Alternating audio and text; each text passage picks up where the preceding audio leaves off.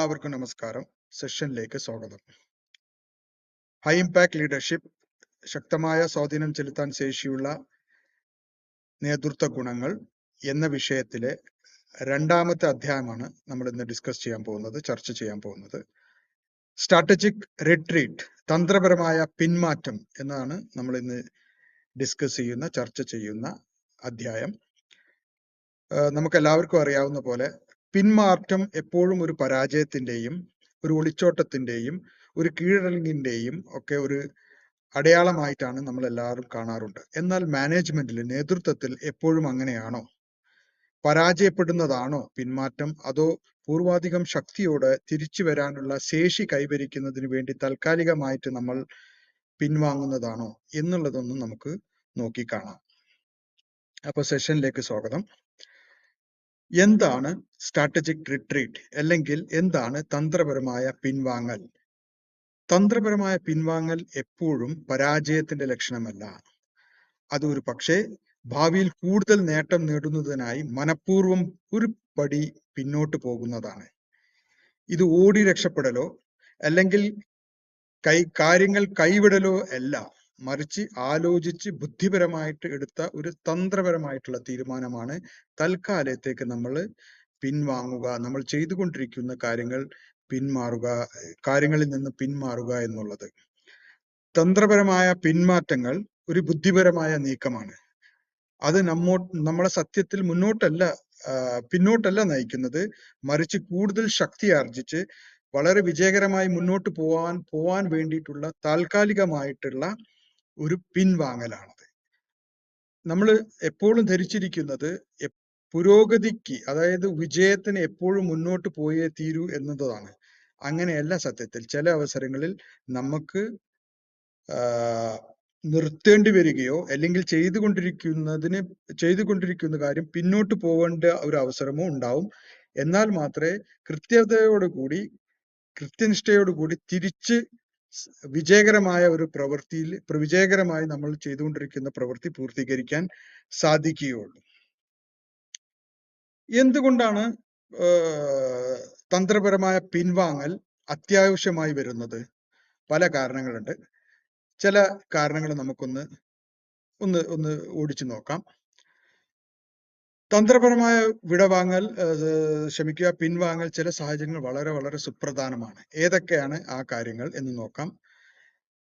ഏറ്റവും സുപ്രധാനമായിട്ടുള്ളത്, നമ്മളെല്ലാവരും നമ്മുടെ വ്യക്തിപരമായ ജീവിതത്തിലാണെങ്കിലും, ഒരു സ്ഥാപനമാണെങ്കിലും, അല്ലെങ്കിൽ ഒരു രാജ്യമാണെങ്കിലും, അല്ലെങ്കിൽ ഒരു ദൗത്യമാണെങ്കിലും, ഒരു പക്ഷേ നമ്മൾ ചെയ്തുകൊണ്ടിരിക്കുന്ന ആ ലക്ഷ്യത്തിലേക്കുള്ള ആ വഴിയിൽ ചിലപ്പോൾ തടസ്സങ്ങൾ നേരിട്ട് ആ ലക്ഷ്യം മുന്നോട്ട് പോയി കഴിഞ്ഞാൽ അത് കൂടുതൽ പരാജയമാണ് ഉണ്ടാവുക വിജയത്തിനേക്കാൾ എന്ന് 100% നമുക്ക് വിശ്വാസമുണ്ടെങ്കിൽ, അങ്ങനെ ആവാൻ സാധ്യതയുണ്ടെങ്കിൽ, തീർച്ചയായിട്ടും അവിടെ നമ്മൾ ഒരു പിൻവാങ്ങൽ നടത്തി മൊത്തത്തിൽ ഒന്ന് അവലോകനം നടത്തി തിരിച്ച് ആ കാര്യത്തിലേക്ക് വരുന്നതായിരിക്കും ഏറ്റവും നല്ല നേതാവിന്റെ ഏറ്റവും നല്ല ലക്ഷണം എന്ന് പറയുന്നത്.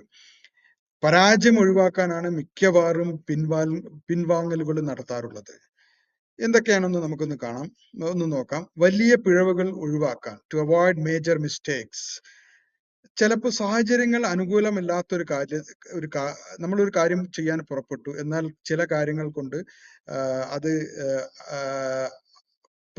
അപ്രതീക്ഷിതമായുള്ള സാഹചര്യങ്ങൾ കൊണ്ട് നമുക്ക് മുന്നോട്ട് പോകാത്ത ഒരു സാഹചര്യം ഉണ്ടാവുകയാണെങ്കിൽ തീർച്ചയായിട്ടും നമ്മളത് ആ സാഹചര്യത്തിൽ നിന്ന് ദൗത്യത്തിൽ നിന്ന് നമ്മൾ പിൻവാങ്ങുന്നതാണ് മുന്നോട്ട് പോകുന്നതിനേക്കാളും നല്ലത്. കാരണം മുന്നോട്ട് പോയാൽ പരാജയം തീർച്ചയായിട്ടും ഉറപ്പാണ്. അപ്പം അതിനുള്ള ഏറ്റവും വലിയ ഉദാഹരണമാണ് നമ്മൾ എപ്പോഴും കേൾക്കാറുള്ള സ്പേസ് ചാലഞ്ചസ്. നമുക്ക് കേൾക്കാറുണ്ട്, അവസാന നിമിഷം ദൗത്യം ഉപേക്ഷിച്ചു അല്ലെങ്കിൽ ദൗത്യം മാറ്റിവെച്ചു എന്ന് പറയുന്നത്. എക്സാമ്പിൾ ആയിട്ട് നമ്മുടെ ISRO പോലുള്ള സ്ഥാപനങ്ങൾ സിസ്റ്റം പൂർണ്ണമായി തയ്യാറായിട്ടില്ലെങ്കിൽ ഏറ്റവും അവസാനത്തെ ഘട്ടത്തിലായിരിക്കും അവർക്ക് എന്തെങ്കിലും ഒരു ഫോൾട്ട് നോട്ടിഫൈ ചെയ്യുക. അപ്പൊ ആ ഫോൾട്ടോട് കൂടി ആ ദൗത്യം മുന്നോട്ട് പോകട്ടെ എന്നാണ് അവർ വിചാരിച്ചതെങ്കിൽ ആ വലിയ ലക്ഷ്യത്തിലേക്ക് എത്താതെ വലിയൊരു നാശത്തിലേക്കായിരിക്കും അത് പോവുക. അപ്പം തെറ്റുകൾ നമ്മൾ ചെയ്യുന്ന പ്രോസസ്സിൽ ഏതെങ്കിലും ഒരു അവസരത്തിൽ നമുക്ക് തെറ്റുകൾ നമ്മളെ കണ്ണിൽ പെട്ടാൽ മുന്നോട്ട് പോകുന്നതിനേക്കാളും നല്ലത് അവിടെ വെച്ച് നിർത്തുന്നതാണ്. ആ തെറ്റുകൾ തിരുത്തി മുന്നോട്ട് പോകുന്നതാണ് നമുക്ക് ഏറ്റവും നല്ലത്. അതാണ് ISRO എപ്പോഴും നമ്മൾ ശ്രദ്ധിച്ചാൽ മനസ്സിലാവും. എല്ലാ ഒരുക്കങ്ങളും എത്രയോ ഒരുക്കങ്ങൾ നടത്തിയിട്ട് അവസാന നിമിഷം ചിലപ്പം അവർ മാറ്റിവെക്കാറുണ്ട്. അത് പരാജയത്തിന്റെ ലക്ഷണമാണോ? അല്ല, അത് പരാജയത്തിന്റെ ലക്ഷണമല്ല, അതിബുദ്ധിപരമായിട്ടുള്ള ഒരു പിൻവാങ്ങലാണ്. വിജയം 100% ഉറപ്പുവരുത്താനുള്ള ഒരു ഒരു പിൻവാങ്ങലാണ് അത്. അത് കൂടാതെ പുനഃപരിശോധനയ്ക്കായി ചില അവസരങ്ങളിൽ നമ്മൾ ആദ്യം നമ്മൾ പറഞ്ഞ പോലെ വലിയ പിഴവുകൾ ഒഴിവാക്കാൻ വേണ്ടിയിട്ട് രണ്ടാമത് നമ്മൾ പിൻവാങ്ങുന്ന സാഹചര്യം പുനഃപരിശോധിക്കാൻ വേണ്ടിയിട്ട് പിൻവാങ്ങുമ്പോൾ നമുക്ക് നമ്മുടെ പദ്ധതികളും തീരുമാനങ്ങളും വീണ്ടും വിലയിരുത്താൻ കഴിയും. ഇത് കൂടുതൽ വ്യക്തതയും നല്ലൊരു തീരുമാനത്തിലേക്കും എത്താൻ കഴിയും. ഉദാഹരണമായിട്ട് പറയുകയാണെങ്കിൽ ഇപ്പൊ ഒരു യൂണിവേഴ്സിറ്റി ഒരു കോഴ്സ്, പുതിയൊരു കോഴ്സ് ഡിസൈൻ ചെയ്തു. എന്നാൽ ആ ഡിസൈൻ ചെയ്ത കോഴ്സിന് അനുസൃതമായിട്ട് അവർ ഉദ്ദേശിച്ച രീതിയിലുള്ള വിദ്യാർത്ഥികളുടെ ഇടയിൽ അതൊരു പ്രചാരത്തിലാവാതിരിക്കുകയും വിചാരിച്ച അത്ര അഡ്മിഷൻ കിട്ടാതിരിക്കുകയും ചെയ്യുമ്പോൾ നമ്മൾ സാധാരണ യൂണിവേഴ്സിറ്റി എന്ത് ചെയ്യും? കിട്ടുന്ന സ്റ്റുഡൻസ് മതി, അല്ലെങ്കിൽ കുട്ടികളെ ആകർഷിച്ചാൽ ഇല്ലെങ്കിൽ ഈ കോഴ്സ് തുടങ്ങണം എന്നുള്ള വാശിയിൽ മുന്നോട്ട് പോയി കഴിഞ്ഞാൽ എന്ത് സംഭവിക്കും? ആ കോഴ്സ് ഡിസൈൻ ചെയ്തു എന്തിനു വേണ്ടിയിട്ടാണ് അത് ഡിസൈൻ ചെയ്തത് അത് പരാജയപ്പെട്ടു പോകും. യൂണിവേഴ്സിറ്റി എന്ന നിലയിൽ അതൊരു പരാജയമാവും. അപ്പൊ ആ ഒരു പരാജയത്തിനേക്കാളും നല്ലത് വിശദമായിട്ട് ഒന്ന് പുനഃപരിശോധിച്ച് എന്തൊക്കെ മാറ്റങ്ങളാണ് അതിൽ വരുത്തേണ്ടത് എന്ന് പുനഃപരിശോധിക്കുന്നത് നന്നായിരിക്കും. അപ്പൊ പിൻവാങ്ങലുകൾ പുനഃപരിശോധനയ്ക്കും മുന്നോട്ടുള്ള മാറ്റങ്ങൾ മുന്നോട്ട് പോകുന്നതിന് വേണ്ടി ആവശ്യമായ മാറ്റങ്ങൾ ചെയ്ത് മുന്നോട്ട് പോകാനുള്ളതിനും വേണ്ടിയും കൂടിയാണ് നമ്മൾ തന്ത്രമായ പിൻവാങ്ങലുകൾ നടത്തുന്നത്, അല്ലെങ്കിൽ നമ്മൾ ചെയ്തുകൊണ്ടിരിക്കുന്ന പ്രവൃത്തി നിർത്തിവെച്ച് പുനഃപരിശോധിക്കുന്നത്. പിൻവാങ്ങൽ അനിവാര്യമാകുന്ന മറ്റൊരു സന്ദർഭമാണ് ശക്തി ആർജിക്കാൻ, ശക്തി വീണ്ടെടുക്കാൻ. നമുക്കറിയാവുന്നതാണ്, ഏതെങ്കിലും ചില സങ്കീർണമായ പ്രോജക്റ്റില് അല്ലെങ്കിൽ വലിയൊരു ദൗത്യത്തില് ചിലപ്പം തുടർച്ചയായിട്ടുള്ള ദിവസങ്ങളിൽ നമ്മൾ രാവും പകലും നോക്കാതെ, മഴയും വെയിലും നോക്കാതെ, ഊണും ഉറക്കവും ഇല്ലാതെ പ്രവർത്തിക്കേണ്ട അവസരങ്ങൾ ഉണ്ടാവും. ആ അവസരത്തിൽ ആ രീതിയിലുള്ള പ്രവർത്തനം തുടർച്ചയായിട്ടുണ്ടാവുമ്പോൾ അതുമായിട്ട് ബന്ധപ്പെട്ട് പ്രവർത്തിക്കുന്ന ആൾക്കാരുടെ മൊറാൽ, അവരുടെ മാനസികവും ശാരീരികമായ ശക്തി ക്ഷയിക്കുകയും അത് പ്രോജക്റ്റിന്റെ അല്ലെങ്കിൽ ദൗത്യത്തിന്റെ ലക്ഷ്യത്തിന്റെ വിജയത്തിന് ആഘാതം സൃഷ്ടിക്കുകയും ചെയ്യും. അപ്പൊ അത് ഒഴിവാക്കാൻ വേണ്ടി എന്ത് ചെയ്യണം എന്ന് പറഞ്ഞാല്, നമ്മൾ ഈ പ്രോജക്റ്റിൽ ഉൾപ്പെട്ടിട്ടുള്ള ആൾക്കാർക്ക് കൃത്യമായിട്ടുള്ള റെസ്റ്റ് കൊടുക്കണം. അവർക്ക് മാനസികവും ശാരീരികമായിട്ട് ഉണർവേകാൻ വേണ്ടിയിട്ട് റെസ്റ്റ് കൊടുത്തിട്ട് ശേഷം നമ്മൾ വീണ്ടും ആ പ്രവൃത്തിയിലേക്ക് ഏർപ്പെടുമ്പോൾ മാത്രമാണ് ഉത്സാഹത്തോടെ ഊർജ്ജസ്വലതയോടുകൂടി പ്രവർത്തിച്ച് ആ വിജയം കൈവരിക്കാൻ സാധിക്കുകയുള്ളൂ. അപ്പൊ റെസ്റ്റ് കൊടുക്കുക. അപ്പൊ ശക്തി വീണ്ടെടുക്കാൻ വേണ്ടിയിട്ട് ഒരു ബ്രേക്ക് എടുക്കുന്നതും ഒരു പിൻവാങ്ങലിന്റെ അടയാളമാണ്. അത് വിജയത്തിന്റെ അടയാളമാണ്. പൂർണ്ണ ശക്തിയോട് തിരിച്ചു വരാൻ വേണ്ടിയിട്ടുള്ള ഒരു തൽക്കാലത്തേക്കുള്ള ഒരു ബ്രേക്കാണ്, ഒരു പിൻവാങ്ങലാണ് അത് എന്നുള്ളത് ഓർക്കുക. ടു റീഗെയിൻ സ്ട്രെങ്ത് എന്നാണ് അതിന്റെ മർമ്മപ്രധാനമായിട്ടുള്ള ഉദ്ദേശം. പിന്നെ മറ്റൊന്ന്, നമ്മുടെ ശരിയായ സമയത്തിനായി കാത്തിരിക്കുക. അപ്പൊ നമ്മുടെ ഒരു പ്രൊജക്റ്റിന് വേണ്ടി അല്ലെങ്കിൽ ഒരു കാര്യം ചെയ്യാൻ വേണ്ടിയിട്ട് സമയം ശരിയാണോ എന്നും കൂടി നമ്മൾ നോക്കി ആ സമയം ശരിയാവുന്നവരെ തന്നെ കാത്തിരിക്കുക. അപ്പം സമയം ശരിയല്ല എന്നുള്ള ഉത്തമ ബോധ്യമുണ്ടെങ്കിൽ ആ സമയം ശരിയാവുന്നവരെ എത്ര സമയമാണോ കാത്തിരിക്കേണ്ടത് അത്രയും സമയം നമ്മൾ കാത്തിരിക്കണം. ഉദാഹരണമായിട്ട് പറയുകയാണെങ്കിൽ ഒരു കമ്പനി ഒരു ഉൽപ്പന്നം പുറത്തിറക്കി അത് മാർക്കറ്റ് ചെയ്യാൻ ഉദ്ദേശിക്കുന്ന സമയത്ത് ബാഹ്യമായ ചില കാരണങ്ങൾ കൊണ്ട് ആ ഉൽപ്പന്നം മാർക്കറ്റിൽ എത്തിച്ചാൽ അത് വിജയം കാണാൻ ഉപഭോക്താക്കൾ അത് വാങ്ങാൻ സാധ്യതയില്ല എന്ന് കണ്ടു കഴിഞ്ഞാൽ എന്ത് ചെയ്യണം? നമ്മൾ ആ ഉപഭോക്താക്കൾ വാങ്ങാൻ ഉതകുന്ന സാഹചര്യം ഉണ്ടാകുന്ന സമയം ആവുന്നവരെ നമ്മൾ കാത്തിരിക്കണം. ഇപ്പം മറ്റൊരു ചെറിയ ഉദാഹരണം പറയുകയാണെങ്കിൽ, നമ്മൾ പടക്ക നിർമ്മാണം, എപ്പോഴും പടക്കം 365 ദിവസം പടക്കം വിപണിയിൽ വളരെ ശക്തമായിട്ട് വിറ്റ് പോകണമെന്നില്ലല്ലോ. വിഷു, ഓണം, ക്രിസ്മസ്, പെരുന്നാള് എന്നുള്ള അവസരങ്ങളിലായിരിക്കും പടക്ക കച്ചവടം നടത്തുക. അപ്പൊ ആ വിപണിക്ക് വേണ്ടി, ആ സമയത്തിന് വേണ്ടി ആ ഉൽപ്പന്നം ഉൽപ്പാദിപ്പിക്കുന്നവർ, വിതരണം ചെയ്യുന്നവർ കാത്തിരിക്കും. അല്ലാതെ അപ്പോഴാണ് ഈ കടകളിലൊക്കെ ഈ വാങ്ങി സ്റ്റോക്ക് വെക്കുന്നത് എപ്പോഴാണ്? അത് പ്രത്യേക സാഹചര്യത്തിൽ എല്ലാ വലിയ വലിയ സിറ്റികളിലൊക്കെ എപ്പോഴും പടക്കം ലഭ്യമാണെങ്കിലും സാധാരണ പടക്കം ലഭ്യമാവുന്നത് ഈ വിശേഷ ദിവസങ്ങളിലാണ്. ആ സമയത്തിന് വേണ്ടി അവർ കാത്തിരിക്കും. ആ സമയം ആകുന്നവരെ പടക്കം ഒരുപക്ഷെ അവരെ ബിസിനസ്സിൽ, അവരെ കച്ചവടത്തിൽ, അവരുടെ കടയിൽ അവൈലബിൾ ആയിരിക്കില്ല. അപ്പൊ നമ്മളെ സമയത്തിന് വേണ്ടി നമ്മൾ കാത്തിരിക്കണം. അതും ഒരു തന്ത്രപരമായ ഒരു പിൻവാങ്ങലിന്റെ ഒരു ഘടകമാണ്. പിന്നെ സ്വാഭാവികമായിട്ടും to secure sustainable long horizon success, ദീർഘമായിട്ടുള്ള സക്സസ്, വിജയം സുനിശ്ചിതമായി ദീർഘകാലത്തേക്ക് നിലനിൽക്കണമെന്നുണ്ടെങ്കിൽ നമ്മൾ പല അവസരങ്ങളിലും വ്യക്തിപരമായ നേട്ടങ്ങൾ നോക്കാതെ സ്ഥാപനത്തിന്റെ നേട്ടങ്ങൾക്ക്, ദീർഘമായിട്ടുള്ള സ്ഥാപനത്തിന്റെ നിലനിൽപ്പിനും നേട്ടങ്ങൾക്കും വേണ്ടി നമ്മൾ പല കാര്യങ്ങളിൽ നിന്നും പിൻവാങ്ങി നമ്മൾ വീണ്ടും വീണ്ടും നമ്മളെ പ്രവർത്തനങ്ങൾ റിവ്യൂ ചെയ്ത് പുനഃപരിശോധിച്ച് മുന്നോട്ട് പോകേണ്ടതായിട്ടുള്ള അവസരങ്ങൾ ഉണ്ടാവാറുണ്ട്. അപ്പൊ ദീർഘകാലമായ വിജയത്തിന് തൽക്ഷണ വിജയത്തെക്കാൾ ദീർഘകാല വിജയമാണ് പ്രധാനപ്പെട്ടത്. പിൻവാങ്ങൽ ഈ ലക്ഷ്യത്തിലെത്താൻ സഹായിക്കുന്നു. തൽക്കാലത്തേക്ക് പിൻവാങ്ങുന്നത് ദീർഘകാലമായിട്ടുള്ള സസ്റ്റൈനബിൾ സക്സസിന് വേണ്ടിയിട്ട് ദീർഘകാലം നിലനിൽക്കുന്ന വിജയത്തിന് വേണ്ടിയിട്ടുള്ള ഒരു പിൻവാങ്ങലാണ്. അതിനുവേണ്ടി സഹായിക്കുന്നതാണ് തൽക്കാലത്തേക്ക് പിൻവാങ്ങുക എന്നുള്ളത്. വളരെ സുപ്രധാനമായിട്ടുള്ള ഒരു കാര്യമാണ് പുറമേ കാണുന്ന പുരോഗതിയിൽ വഞ്ചിക്കപ്പെടരുത് എന്നുള്ളത്. നമ്മളൊക്കെ പണ്ട് പഴമൊഴിയായിട്ട് പറയാറും കേൾക്കാറൊക്കെ ഉണ്ടല്ലോ, മിന്നുന്നതെല്ലാം പൊന്നല്ല എന്ന് പറയുന്നത്. ഒരു പക്ഷേ നമ്മൾ വളരെ കഠിനമായിട്ടുള്ള പ്രവർത്തനത്തിലായിരിക്കും, നമ്മൾ ആ പ്രൊജക്റ്റിലോ ദൗത്യത്തിലോ നമ്മൾ അഗാധമായിട്ടുള്ള കഠിനാധ്വാനം ചെയ്യുന്നുണ്ടാവും. ഒരുപാട് ആൾക്കാർ തൻ്റെ കഴിവുകളൊക്കെ അതിനുവേണ്ടി വിനിയോഗിക്കുന്നുണ്ടാവും. അപ്പൊ ആ പുരോഗതി നമ്മൾ വർക്ക് ചെയ്യുന്നുണ്ട്, നമ്മള് പുരോഗതി കഷ്ടപ്പെടുന്നുണ്ട് എന്നുള്ളത് കൊണ്ട് തന്നെ അതൊരു വിജയത്തിന്റെ ലക്ഷണമാണ്, അല്ലെങ്കിൽ നമ്മൾ ഉദ്ദേശിക്കുന്ന ലക്ഷ്യത്തിലേക്കുള്ള ഒരു പുരോഗതി കൈവരിച്ചു കൊണ്ടിരിക്കുകയാണ് എന്നുള്ളത് നമുക്ക് തോന്നാൻ പാടില്ല. അപ്പൊ ഉപരിതലത്തിലുള്ള പുരോഗതി ആഴത്തിലുള്ള പ്രശ്നങ്ങളെ മറയ്ക്കാം. നമ്മൾ കഠിനമായി ചെയ്യുന്ന ഒരു കാര്യം, അത് യഥാർത്ഥത്തിൽ കഠിനമായി ചെയ്യുന്നതിന് അനുസൃതമായിട്ടുള്ള പുരോഗതി നമ്മളെ പ്രവൃത്തി കൊണ്ട് ഉണ്ടാകുന്നുണ്ടോ എന്നുള്ളത് നമ്മൾ എപ്പോഴും വിശകലനം ചെയ്യണം.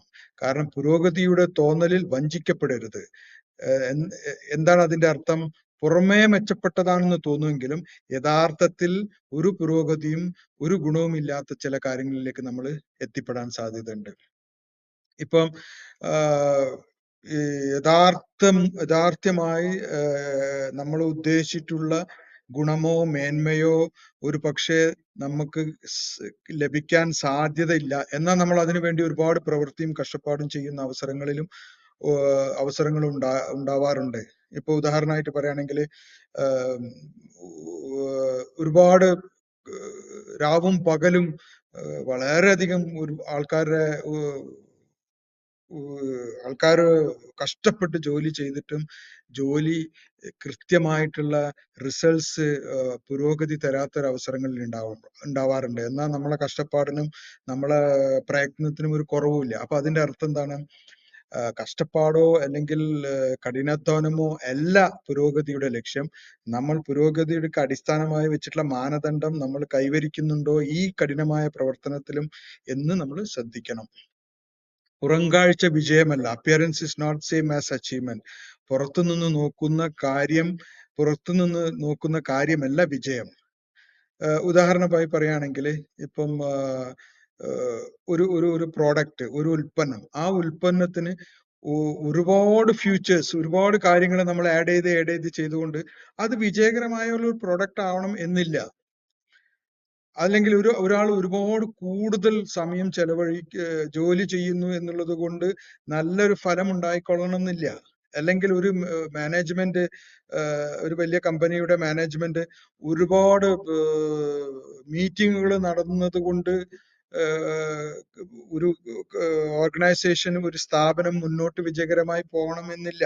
ഇപ്പൊ നമുക്കൊക്കെ കണ്ട പാർലമെന്റിലാണ്, നിയമസഭ ൊക്കെ ഒരുപാട് ചർച്ചകളും കാര്യങ്ങളൊക്കെ നടത്തുന്നുണ്ടെങ്കിലും ഒരുപാട് സമയം ചില കാര്യങ്ങൾക്ക് വേണ്ടി വിനിയോഗിക്കുന്നുണ്ടെങ്കിലും അത് കാര്യപ്രസക്തമായിട്ടുള്ള ഒരു റിസൾട്ട് ഉണ്ടാവാൻ സാധ്യത പല അവസരങ്ങളിൽ ഇല്ലാതാവാറുണ്ട്.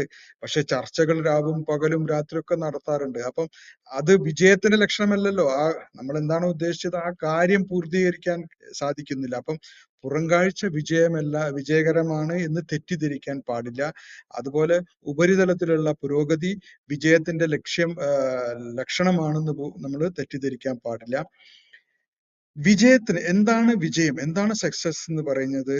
അത് നമുക്ക് കിട്ടുന്ന ഫലമാണ്. നമ്മൾ ചെയ്യുന്ന കഠിന പ്രവൃത്തി, അല്ലെങ്കിൽ നമ്മൾ നേടിയെടുക്കേണ്ട ലക്ഷ്യം, നമ്മൾ നേടിയെടുക്കേണ്ട ദൗത്യത്തിന്റെ അവസാനം ഫലം എന്താണോ നമ്മൾ ആദ്യം നിശ്ചയിച്ചിട്ടുള്ളത്, ആ ഫലം അച്ചീവ് ചെയ്യുന്ന, അത് നേടിയെടുക്കുന്ന പ്രവൃത്തികളാണ് നമ്മളെ വിജയമാണോ പരാജയമാണോ എന്നുള്ളത് നിർണയിക്കുന്നത്. ഉദാഹരണമായിട്ട് പറയുകയാണെങ്കിൽ, ടീം ദിവസവും ഏറെ മീറ്റിങ്ങുകളും പ്രവർത്തനങ്ങളും നടത്തിക്കൊണ്ടിരിക്കുകയാണ്. പക്ഷെ യഥാർത്ഥ ഫലങ്ങളൊന്നും കൈവന്നില്ലെങ്കിൽ അതുകൊണ്ട് ഒരു പുരോഗതിയും ഇല്ലല്ലോ. നേരത്തെ ഞാൻ സൂചിപ്പിച്ച പോലെ നമ്മളെ കമ്പനിയിലെ ഒരു മാനേജ്മെന്റ് എല്ലാ ആഴ്ചയിലും 2-3 മീറ്റിംഗ് കൂടുന്നത് കൊണ്ടോ, അല്ലെങ്കിൽ പാർലമെന്റോ അല്ലെങ്കിൽ നിയമസഭയിൽ ഒരുപാട് മീറ്റിംഗ് കൂടുന്നത് കൊണ്ടോ എന്തെങ്കിലും ഫലം ഉണ്ടാവുമെന്ന് ഉറപ്പിക്കാൻ വയ്യ. അപ്പം വിജയത്തിന്റെ ലക്ഷണം എന്ന് പറയുന്നത്, നമ്മുടെ കഠിനാധ്വാനത്തിന്റെ ലക്ഷണം എന്ന് പറയുന്നത് അതിന് ഫലം ഉണ്ടാവുമ്പോഴാണ്. പിന്നെ മറ്റൊന്നൊരു കാര്യം എന്നുള്ളത്, ചില അവസരത്തില് നമ്മള് ഫലം കാണുന്നതിന് മുമ്പ് തന്നെ തെറ്റിദ്ധരിച്ച് ആഘോഷിക്കാറുണ്ട് നമ്മളെ വിജയങ്ങളെ. അപ്പൊ നമ്മളെ വിജയങ്ങൾ ആഘോഷിക്കുമ്പോൾ നമ്മള് വിജയം ആഘോഷിക്കുന്നതിന് മുമ്പ് ഒരു ബ്രേക്ക് എടുത്തിട്ട് നമ്മളൊന്ന് നിർത്തിയിട്ട് അതൊന്ന് വിശകലനം ചെയ്തിട്ട് അതൊന്ന് വിലയിരുത്തിയിട്ട് നമ്മൾ ഉദ്ദേശിച്ച ഫലം ഇത് തന്നെയാണോ എന്ന് ഉറപ്പാക്കിയതിന് ശേഷം മാത്രമേ നമ്മൾ വിജയം ആഘോഷിക്കാൻ പാടുള്ളൂ. നമ്മൾ ശ്രദ്ധിക്കേണ്ടത്, ഇത് നമ്മളെ ഈ പ്രവർത്തനം വെറും പ്രവർത്തനമാണോ, അതോ അതിന് ഫലം ഉണ്ടായിട്ടുണ്ടോ, നമ്മൾ ഉദ്ദേശിച്ച ഫലം കിട്ടിയിട്ടുണ്ടോ, യഥാർത്ഥ വളർച്ച ഉണ്ടായിട്ടുണ്ടോ, യഥാർത്ഥ ഫലം ഉണ്ടായിട്ടുണ്ടോ എന്നൊന്ന് ചിന്തിക്കണം. പിന്നെ ഈ നേടിയിട്ടുള്ള വിജയം, ഇപ്പം നമ്മൾ നേടിയിട്ടുള്ള വിജയം നമുക്ക് സസ്റ്റെയിൻ ചെയ്യാൻ പറ്റുമോ, ദീർഘകാലത്തേക്ക് ഉള്ള വിജയമാണോ, അതോ ഇപ്പൊ തൽക്കാലത്തേക്കുള്ള ഒരു വിജയമാണോ എന്നുള്ളത് നമ്മളൊന്ന് വിശകലനം ചെയ്യേണ്ടത്, ആഘോഷിക്കുന്നതിന് മുമ്പ് നമ്മൾ വിശകലനം ചെയ്യേണ്ടതാണ്.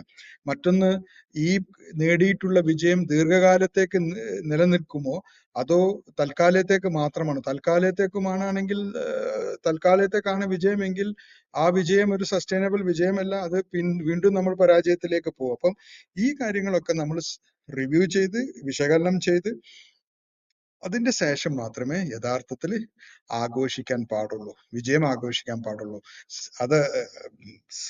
അതിന്റെ മൂല്യം എന്ന് പറയുന്നത്, നമ്മൾ ഉദ്ദേശിച്ച ഫലം നമ്മൾ ചെയ്ത പ്രവൃത്തിയിൽ 100% ഉണ്ടായി എന്ന് ഉറപ്പായതിനു ശേഷം മാത്രമേ നമ്മൾ സത്യത്തിൽ വിജയം ആഘോഷിക്കാൻ പാടുള്ളൂ എന്നാണ് അതിന്റെ രത്നച്ചുരുക്കം. ഒരു നേതാവ് പിൻവാങ്ങൽ അല്ലെങ്കിൽ പിന്നോട്ട് പോകുമ്പോൾ എപ്പോഴും തെറ്റിദ്ധരിപ്പിക്കപ്പെടാറുള്ളത് അദ്ദേഹം അതിന് യോഗ്യനല്ല, അല്ലെങ്കിൽ അയാള് അതില് പരാജയപ്പെട്ടു, ആ മിഷനിൽ ഒരു നേതാവ് എന്നുള്ള നിലയിൽ പരാജയപ്പെട്ടു, അല്ലെങ്കിൽ ആ നേതാവ് എന്നുള്ള നിലയിൽ അദ്ദേഹത്തിന് അതിന്റെ ഒരു കഴിവില്ല, അതിന് യോഗ്യനല്ല എന്നൊക്കെ സാധാരണ നമ്മൾ പറയാറുണ്ട്. എന്നാൽ നമ്മൾ ഇപ്പൊ കണ്ട എല്ലാ പോയിന്റുകളും ചർച്ച ചെയ്തപ്പോൾ നമുക്ക് മനസ്സിലായി, പിന്നോട്ട് പോവുക എന്ന് പറയുന്നത് വളരെയധികം ധൈര്യം ആവശ്യമുള്ള ഒരു കാര്യമാണ്. കാരണം എന്ന് പറഞ്ഞാൽ, ഒരു നേതാവ് ഒരു നേതാവായി കഴിയുമ്പോൾ തന്നെ ഒരുപാട് ആൾക്കാരെ നിയന്ത്രിക്കേണ്ട ഒരു സംഭവം. ഒരുപാട് കഴിഞ്ഞ ഫസ്റ്റ് ചാപ്റ്ററിൽ നമ്മൾ പറഞ്ഞ പോലെ നമ്മളെ നോക്കിക്കാണുന്ന, നമ്മളെ ആജ്ഞയ്ക്ക് വേണ്ടി കാത്തിരിക്കുന്ന, നമ്മൾക്ക് വേണ്ടി നമ്മുടെ ശക്തിക്കനുസൃതമായിട്ട്, നമ്മുടെ നിലവാരത്തിനനുസൃതമായിട്ട് പ്രവർത്തിക്കുന്ന നമ്മളെ കൂടെയുള്ള ടീമുകളുണ്ട്. എന്നാൽ നമ്മളെ ഈ ദൗത്യം ഏൽപ്പിച്ച അവരുടെ പ്രതീക്ഷകൾക്ക് അനുസരിച്ച് നമ്മൾ ഉയരണം. അപ്പൊ ഒരു നേതാവ് എന്ന നിലയിലും ടോപ്പ് ബോട്ടം ലെവലിൽ വളരെയധികം സൂക്ഷ്മതയോടെ എല്ലാവരാളും നിരീക്ഷിക്കപ്പെടുന്ന ഒരു വ്യക്തിയാണ്.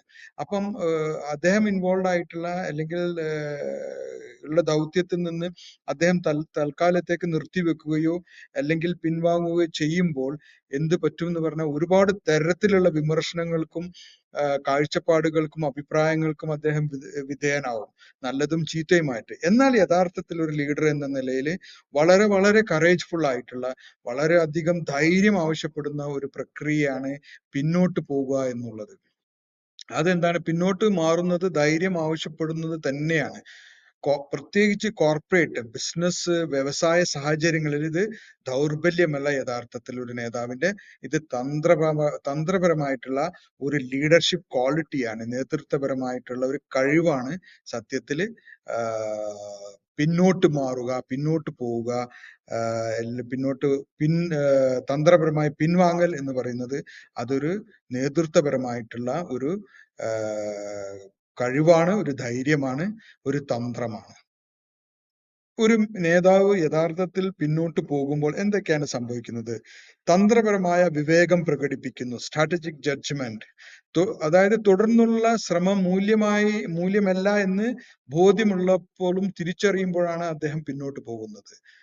നമ്മൾ എടുത്തിട്ടുള്ള മുന്നോട്ട് പോകേണ്ട സാഹചര്യം നമുക്ക് പരാജയമാണ് സമ്മാനിക്കാൻ പോകുന്നത് എന്നുള്ള തിരിച്ചറിവ് വളരെ വലിയ വിവേകമാണ്. അപ്പം അതൊരു വിവേകം പ്രകടിപ്പിക്കുന്ന ഒരു പ്രോസസ്സാണ് പിന്നോട്ട് പോവുക എന്നുള്ളത്. പിന്നെ ഇമോഷണലി ഇന്റലിജന്റ് ആണ്. അതായത് പിന്നോട്ട് പോവുക എന്നുള്ളത് വികാരപരമായിട്ടുള്ള ബുദ്ധി കാണിക്കലാണ്. അതായത് വ്യക്തിപരമായിട്ടുള്ള, ഞാൻ നേരത്തെ പറഞ്ഞ പോലെ താഴെയുള്ളവരും മുകളിലുള്ളവരും ഒരു പക്ഷെ ഒരുപാട് കാര്യത്തിൽ വിമർശനങ്ങളും ആക്ഷേപങ്ങളും കേൾക്കാൻ സാധ്യത ഉണ്ട്. പക്ഷെ അദ്ദേഹത്തിന് അറിയാം ഈ ഒരു സംഭവമായിട്ട് മുന്നോട്ട് പോയി കഴിഞ്ഞാൽ ഉണ്ടാകാവുന്ന വിമർശനങ്ങളും മറ്റുള്ള വീഴ്ചകളും ആരോപണങ്ങളും ഒക്കെ ഞാൻ നേരിടേണ്ടി വരും. എന്നിരുന്നാലും ഞാൻ ഈ കാര്യവുമായിട്ട് മുന്നോട്ട് പോകുന്നില്ല. ഇതെന്റെ വ്യക്തിപരമായിട്ടുള്ള ഒരു നേട്ടങ്ങൾക്കോ കോട്ടങ്ങൾക്കോ പ്രസക്തിയില്ല. ഈ ദൗത്യത്തിന്റെ, ഈ മിഷന്റെ, ഈ സ്ഥാപനത്തിന്റെ നിലനിൽപ്പിനും മുന്നോട്ട് പോക്കിനും ഇത് വളരെ അത്യാവശ്യമാണ്. അപ്പൊ വ്യക്തിപരമായിട്ടുള്ള വീഴ്ചകളും ഉയർച്ചകളും നോക്കാതെ ഇമോഷണലി ഇന്റലിജന്റ് ആയിട്ട് ശരിയായ തീരുമാനം, ശരിയായത് എന്തോ അത് എടുക്കുന്ന ഒരാളായി മാറുകയാണ് ആ നേതാവ്. റിസ്ക് അവബോധം പുലർത്തുന്നു. അതായത് അനാവശ്യമായിട്ടുള്ള നഷ്ടങ്ങൾ ഒഴിവാക്കാൻ അദ്ദേഹം ശ്രമിക്കുക ചെയ്യുന്നത് പിൻവാങ്ങുന്നതിലൂടെ. ഇപ്പം ഞാൻ നേരത്തെ പറഞ്ഞ പോയിന്റ് പോലെ തനിക്ക് നേരെ വരാവുന്ന വിമർശനങ്ങളും കുറ്റപ്പെടുത്തലുകളും ഒഴിവാക്കാൻ വേണ്ടിയിട്ട് വേണമെങ്കിൽ ആ പ്രൊജക്റ്റുമായി മുന്നോട്ട് പോയി ആ കമ്പനിക്ക് വലിയൊരു നഷ്ടം സംഭവിക്കാം, അല്ലെങ്കിൽ വലിയ ആ ദൗത്യം തന്നെ നാശത്തിലേക്ക് സംഭവിക്കാവുന്ന സ്ഥിതി ഉണ്ടാക്കാം. അപ്പൊ അത് ചെയ്യാതിരിക്കുന്നത്, പിൻവാങ്ങലിലൂടെ അദ്ദേഹം ചെയ്യുന്നത് റിസ്കിനെ പറ്റി, താൻ എടുക്കാൻ പോകുന്ന റിസ്ക് തന്റെ സ്ഥാപനത്തിന്റെ, തന്റെ ദൗത്യത്തെ നശിപ്പിക്കും എന്നുള്ളതിന്റെ പൂർണ്ണമായ ബോധ്യമുള്ളതുകൊണ്ട് ആ റിസ്ക് അവബോധം പുലർത്തുന്നത് കൊണ്ടാണ്. അതൊരു നല്ലൊരു നേതാവിന്റെ ഏറ്റവും നല്ലൊരു ക്വാളിറ്റിയാണ്. പിന്നെ മറ്റൊന്ന്, ദീർഘദൃഷ്ടിയുള്ള ഒരാളാണ് അദ്ദേഹം. അദ്ദേഹം ലോങ് ടൈം ടേമിൽ ചിന്തിക്കുന്നു. അദ്ദേഹത്തിന്റെ വിഷൻ, അദ്ദേഹത്തിന്റെ ആ തിങ്കിങ് കൊണ്ട് ആ കമ്പനി അല്ലെങ്കിൽ ആ സ്ഥാപനം നാശത്തിലേക്ക് പോവും എന്ന് തിരിച്ചറിഞ്ഞ് ദീർഘകാലം ഈ സ്ഥാപനം നിലനിൽക്കണം, അതിന് തൽക്കാലം ഒരു ബ്രേക്ക് ഇട്ട് റിവ്യൂ ചെയ്ത് പുനരവലോകനം ചെയ്ത് നമുക്ക് മുന്നോട്ട് പോകാം എന്നുള്ള ഒരു ഉദ്ദേശം അദ്ദേഹം പിന്തുടരുന്നത് കൊണ്ടാണ് അദ്ദേഹം ഒരു വലിയ നേതാവായി, ഹൈ ഇമ്പാക്ട് ലീഡറായി മാറുന്നത്.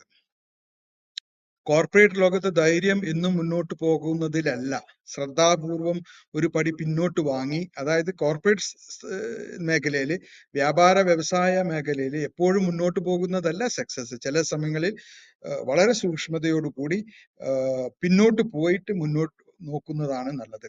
സ്ഥിതിഗതികൾ വിലയിരുത്തി ശക്തമായ തിരിച്ചുവരവിനായി അവസരങ്ങൾക്ക് വേണ്ടി കാത്തുനിന്ന് യഥാർത്ഥ ശക്തിയോടുകൂടി എല്ലാ പ്രതിബന്ധങ്ങളും തരണം ചെയ്യാനുള്ള ശേഷി ആർജിച്ച് മുന്നോട്ട്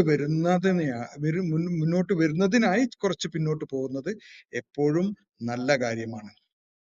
യഥാർത്ഥ ഈ പിന്നോട്ടടിക്കുക എന്നുള്ളത് ചെറിയ ഒരു തീരുമാനമല്ല. ആ തീരുമാനം എടുക്കണേ അസാധ്യമായിട്ടുള്ള ധൈര്യം വേണം. കാരണം ഒരുപാട് ഞാൻ നേരത്തെ പറഞ്ഞ ഒരുപാട് ആൾക്കാരെ അസംതൃപ്തിക്കും വിമർശനങ്ങൾക്കും കുറ്റപ്പെടുത്തലുകൾക്കും വിധേയമാവാൻ പോവുകയാണ്.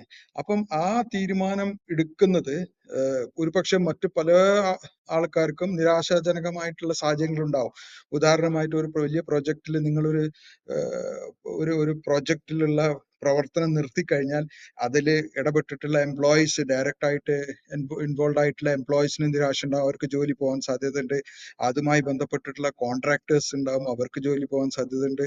സപ്ലയേഴ്സ് ഉണ്ടാവും, അവർക്ക് ജോലി പോകാൻ സാധ്യതയുണ്ട്. അങ്ങനെ ഒരുപാട് സ്റ്റേക്ക് ഹോൾഡേഴ്സ്, അതുമായി ബന്ധപ്പെട്ടിട്ടുള്ള താല്പര്യ കക്ഷികൾക്ക് മുഴുവൻ നിരാശ ഉണ്ടാവും. പക്ഷെ നിങ്ങളെ ലക്ഷ്യം എന്താണ്? ഈ പ്രൊജക്ട് അവരെ സന്തോഷിപ്പിക്കാൻ വേണ്ടി ഈ പ്രൊജക്ട് മുന്നോട്ട് പോയി കഴിഞ്ഞാൽ ഈ സ്ഥാപനം തന്നെ ഇല്ലാത്തൊരു അവസ്ഥ വരികയും ഇത് വമ്പിച്ചൊരു പരാജയമായി പോവുകയും ചെയ്യും എന്നുള്ളത് കൊണ്ടാണ് മറ്റുള്ളവർ എന്ത് തന്നെ വിചാരിച്ചാലും, മറ്റുള്ളവർക്ക് എത്ര നിരാശ ഉണ്ടായാലും, ഞാൻ ഈ സ്ഥാപനത്തിന്റെ നിലനിൽപ്പിന് വേണ്ടി ഈ പ്രൊജക്ട് ഇവിടെ വെച്ച് നിർത്തുന്നു, അല്ലെങ്കിൽ ഈ കാര്യം തൽക്കാലത്തേക്ക് ഇവിടെ നിന്ന് പിൻവാങ്ങുകയാണ് എന്നുള്ള തീരുമാനം എടുക്കുന്നത് അതിശക്തനായിട്ടുള്ള അതിശക്തമായ നേതൃത്വ പാടവം ശേഷിയുള്ള ഒരു നേതാവിന് മാത്രമേ അതിന് സാധ്യമാവുകയുള്ളൂ. ഇനി ഇതാണ് നമ്മളെ തന്ത്രപരമായ പിൻവാങ്ങൽ എന്ന സ്ട്രാറ്റജിക് റിട്രീറ്റ് എന്ന അധ്യായത്തിന്റെ മൊത്തത്തിലുള്ള ഉള്ളടക്കം. അപ്പം നമുക്ക് ഇതിന്റെ ഒരു സമ്മറി, ഇതിൽ നിന്ന് നമ്മൾ പഠിച്ച കാര്യങ്ങൾ എന്താണെന്നൊന്ന് നമുക്ക് നോക്കാം. സമ്മറി ഇതാണ്: നിർത്തി പുനഃപരിശോധിക്കാൻ കഴിയുക എന്നുള്ളത് ശക്തമായിട്ടുള്ള ഒരു കഴിവാണ്. അഹങ്കാരത്തെ അടിസ്ഥാനമാക്കിയുള്ള തീരുമാനങ്ങൾ അപകടങ്ങൾ ഉണ്ടാക്കും. തന്ത്രപരമായ പിന്മാറ്റമാണ് സ്ഥിരമായ ഉയർച്ചയുടെ അടയാളം. തന്ത്രപരമായ പിന്മാറ്റം തന്നെയാണ് ദീർഘകാല വിജയത്തിന്റെ ശക്തി. നിർത്തുകയോ ഒരു പടി പിന്നോട്ട് പോവുകയോ ചെയ്യുന്നത് കൈവിടുന്നതിന് തുല്യമല്ല എന്ന് തിരിച്ചറിയുക. നമ്മൾ നിർത്തുകയോ അല്ലെങ്കിൽ ഒരു പടി പിന്നോട്ട് പോവുകയോ ചെയ്യുന്നത് യഥാർത്ഥത്തില് പരാജയമല്ല, അത് വിജയത്തിലേക്ക് കടക്കാനുള്ള താൽക്കാലികമായിട്ടുള്ള ഒരു ഇടപെടലാണ്.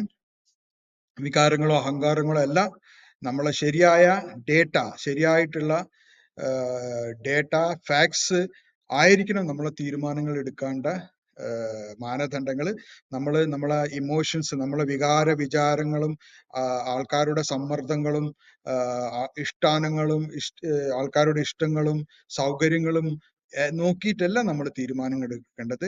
നമ്മൾ തീരുമാനങ്ങൾ എടുക്കേണ്ടത് ആ ഒരു എല്ലാവരും കൂടി ഒരുമിച്ച് പ്രവർത്തിക്കുന്ന ദൗത്യത്തിന്റെ ഫലം കാണണമെങ്കിൽ അതിനനുസൃതമായിട്ടുള്ള ഡേറ്റാസ്, ഫിഗേഴ്സ് കൃത്യമായിട്ട് നോക്കി അതിന്റെ അടിസ്ഥാനത്തിലായിരിക്കണം നമ്മൾ തീരുമാനങ്ങൾ എടുത്ത് മുന്നോട്ട് പോകേണ്ടത്. ഉയരത്തിൽ എത്താൻ, ഇതിന് ടാഗ് ലൈൻ, ഉയരത്തിൽ എത്താൻ ആദ്യം വേണ്ടത് പിന്നോട്ട് പോകാനുള്ള ധൈര്യമാണ്. അപ്പൊ ഉയരത്തിൽ എപ്പോഴും എത്തണം എന്നുണ്ടെങ്കിൽ എപ്പോഴും മുന്നോട്ട് പോകുന്നതല്ല, തിരിച്ച് താഴേക്ക് വരുന്നതും പിന്നിലേക്ക് വരുന്നതും ധൈര്യത്തിന്റെ ലക്ഷണമാണ്. അല്ലാതെ എപ്പോഴും മുന്നോട്ട് പോകുന്നത് മാത്രമല്ല ധൈര്യത്തിന്റെ ലക്ഷണം, പിന്നോട്ട് വരുന്നതും ധൈര്യത്തിന്റെ ലക്ഷണമാണ്. അപ്പം ഇതാണ് രണ്ടാമത്തെ അധ്യായത്തിന്റെ രത്ന ചുരുക്കം. അപ്പൊ സ്ട്രാറ്റജിക് റിട്രീറ്റ് എന്നുള്ള സെഷൻ ഇവിടെ വെച്ച് അവസാനിപ്പിക്കുന്നു. എല്ലാവർക്കും നന്ദി. നമുക്ക് അടുത്ത സെഷനിലേക്ക് പോവാം. Thank you.